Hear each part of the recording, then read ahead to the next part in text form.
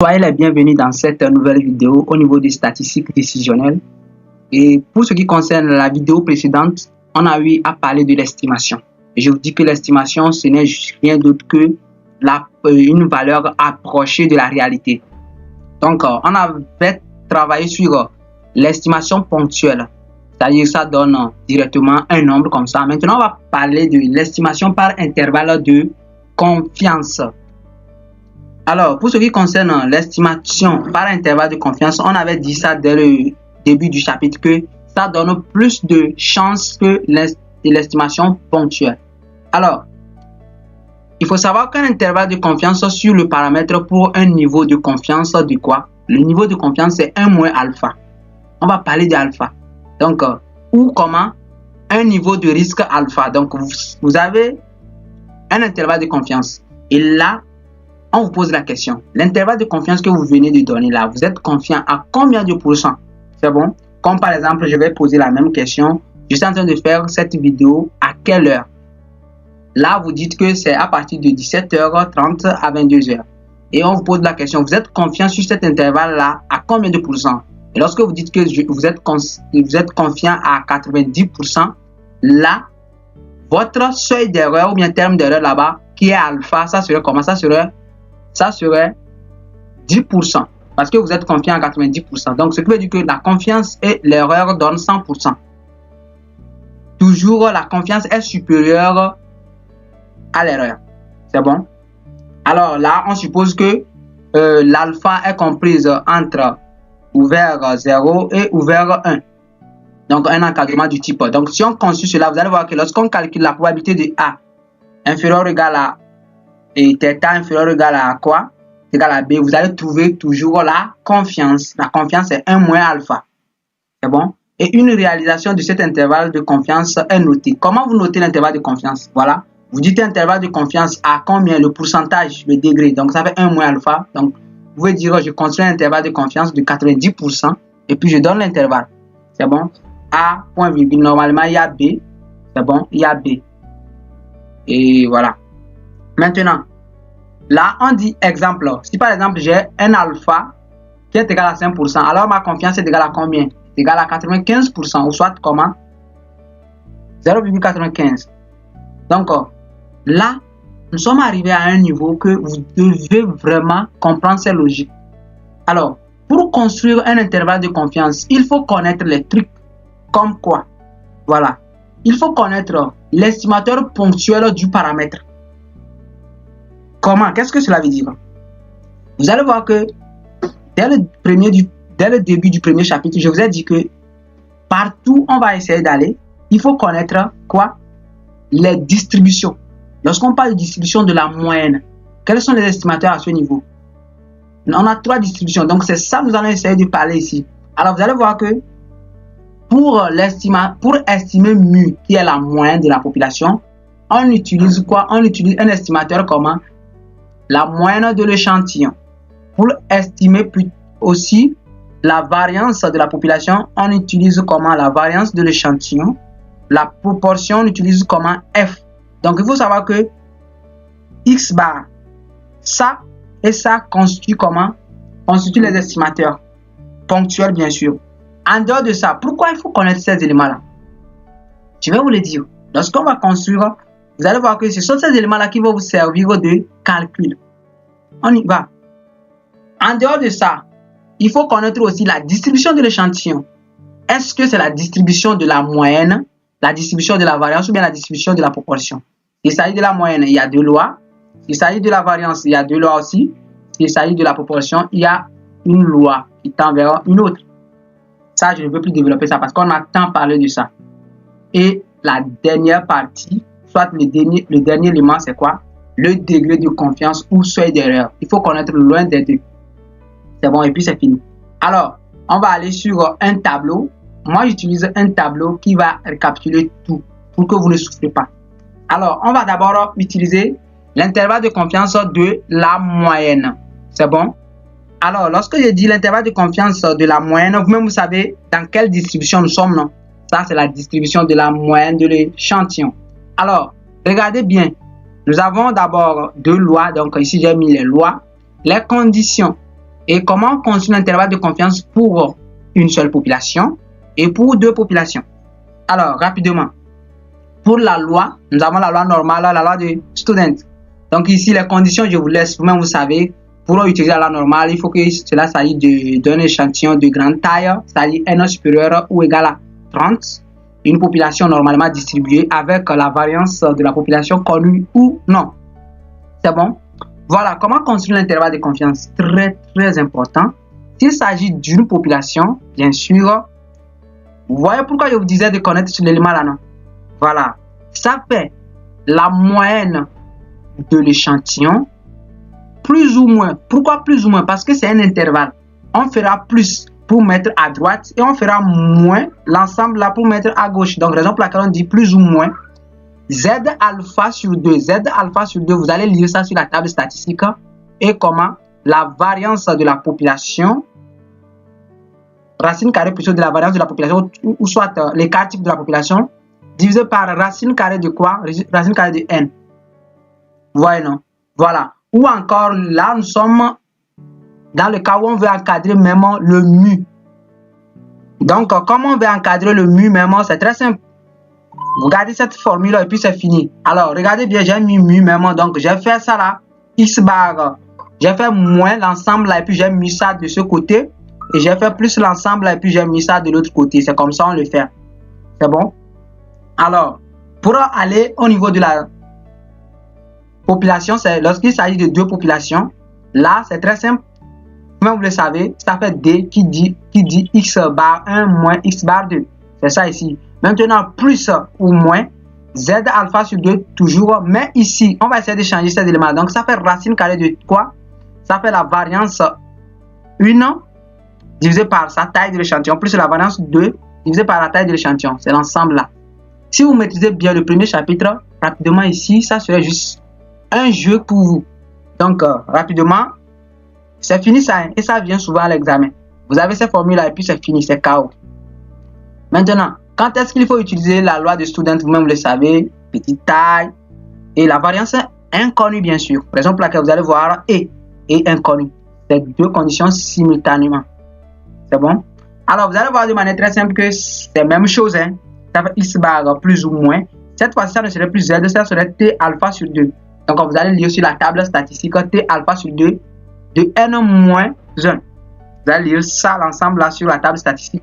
Maintenant, S, pourquoi on met S ici? Parce qu'on ne connaît pas quoi? On ne connaît pas celui-là. Donc, ça fait S sur racine carrée de la taille. Et puis, pour encadrer, c'est la même chose. Je fais moins et puis je mets de ce côté. Je fais plus, puis je mets de l'autre côté. Et lorsqu'il s'agit de deux populations, là, toujours, ça fait x bar 1 moins x bar 2. Plus ou moins maintenant, T alpha. Mais très attention, ça fait N1 plus N2 moins 2. Ça vient souvent à l'examen. Mais c'est dans les QCM. C'est bon? Moins 2, comme il n'y a pas de place, c'est la raison pour laquelle j'ai fait comme ça. Moins 2 multiplié par, voilà, racine carrée de quoi? Toujours, c'est comme même élément là, mais juste on remplace le S par quoi? Ou bien on remplace plutôt le sigma là par S, parce qu'on ne le connaît pas. Et puis c'est fini. Voilà. Il y aura des exemples, les exemples qu'on va essayer de faire, mais pas encore. On va essayer maintenant de construire l'intervalle de confiance pour la proportion. Lorsqu'on parle de la proportion, il faut savoir que c'est la distribution de quoi? De la proportion. Là, on va parler d'abord pour une seule population. Pour une seule population, c'est très simple. L'intervalle de confiance égale à quoi? Ça fait Fn plus ou moins. Donc, toujours, ça fait Z alpha sur 2 multiplié par quoi? Racine carrée de. Ici, ça fait quoi? Vous-même, vous savez, ça fait P. Normalement, ça fait P facteur de 1 moins P sur N. Donc, là, nous, on va essayer d'aller Fn facteur de 1 moins Fn sur N. Fn, c'est quoi? C'est la fréquence. Maintenant, ou bien, on peut essayer encore d'aller, très bien même. Là, vous allez voir que je vais encadrer P à l'examen, c'est comme ça. Hein. Là, je prends la formule, là, je fais moins l'ensemble là, et puis je le mets de ce côté. Vous voyez, non? C'est toujours moins, je le mets de ce côté. Plus Fn plus l'ensemble là, je le mets de l'autre côté. Et puis, le tour est joué. C'est fini. On va aller maintenant, lorsqu'il s'agit de deux populations. Très simple, lorsqu'il s'agit de deux populations, vous-même le savez. Ça fait F1 moins F2 qui constitue un ensemble. Plus ou moins maintenant Z alpha sur 2 multiplié par. Donc ça fait racine carrée de. Maintenant c'est 2. Ça fait F1 facteur de 1 moins F1 sur N1 plus F2 facteur de 1 moins F2 sur N2. Et puis c'est fini. C'est bon. Maintenant, on va terminer en allant sur l'intervalle de confiance de la variance. Très important qui vient souvent aussi à l'examen.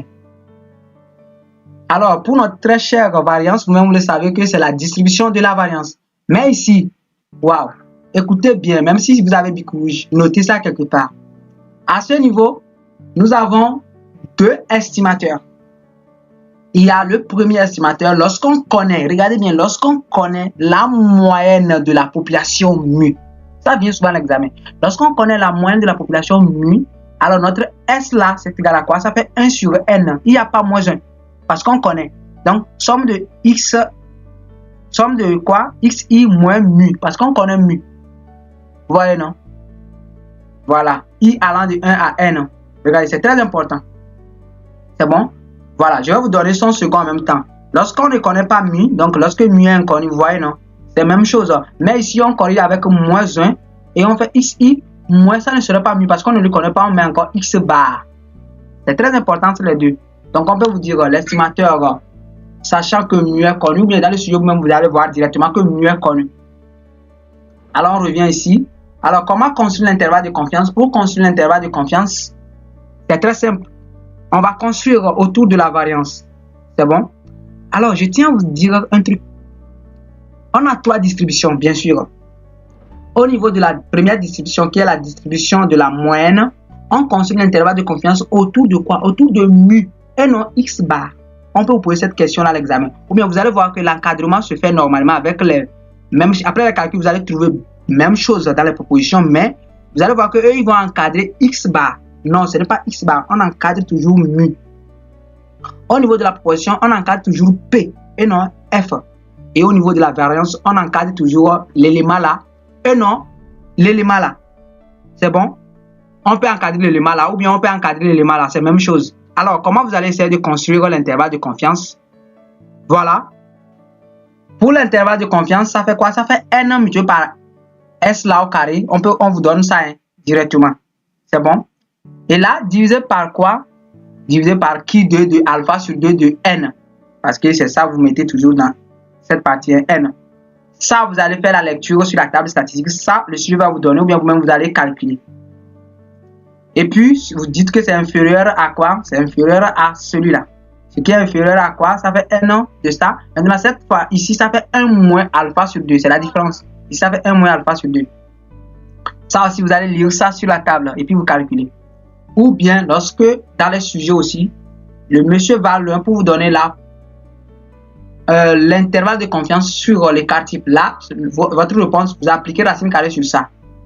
Racine carrée sur ça. Racine carrée sur ça. Et puis, le tour est joué. Maintenant, si la moyenne de la population est inconnue, là, la correction est faite. Et cette fois-ci, je vais montrer ça un peu, vous allez voir.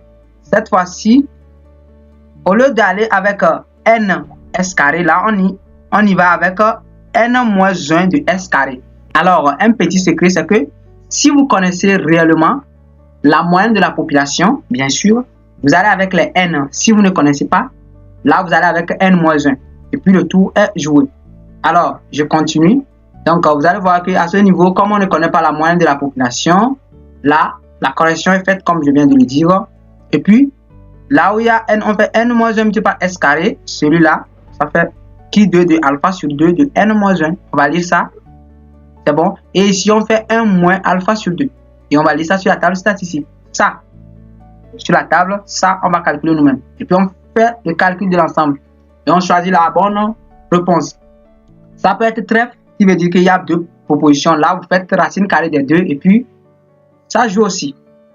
On va aller encore plus loin. Maintenant, on peut aller avec l'intervalle de confiance pour la ratio. Là, on va utiliser Fisher ici. Alors, comment construire ceci? C'est très simple. Regardez bien. Ça fait la variance. Ici, il n'y a pas à faire de la moyenne est connue, mieux est connue ou pas. Non. C'est bon?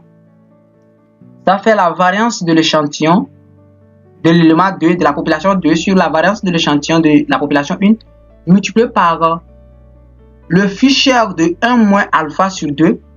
C'est bon? Le premier, c'est 1 moins alpha sur 2. Hein. De N1 moins 1, point virgule N2 moins 1. Ce qui est inférieur à quoi? Ce qui est inférieur à... Ici, c'est la variance de la population 2 sur la variance de la population 1. C'est bon? Après avoir fait la variance de la population 2 sur la variance de la population 1, bien sûr, ça c'est l'encadrement. Vous n'allez pas calculer ça.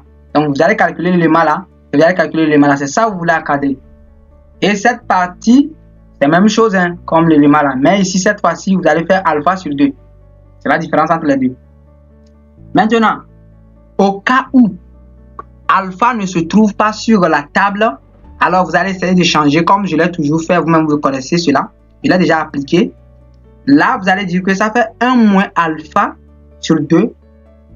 Ça fait N1 moins 1, point virgule N2 moins 1, qui sera égal à A.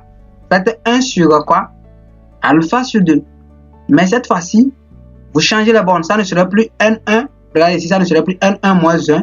Mais ça serait N2. Celui-là va venir ici et celui-là va aller de l'autre côté. C'est ça.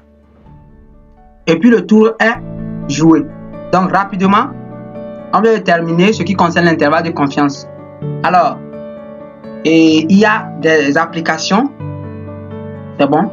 Voilà. Donc on se dit la prochaine pour les applications. Donc les applications seront bien faites. Ici, voici, nous aurons voilà les applications. Vous pouvez essayer de le faire avant de suivre la correction. Donc, on se dit à plus.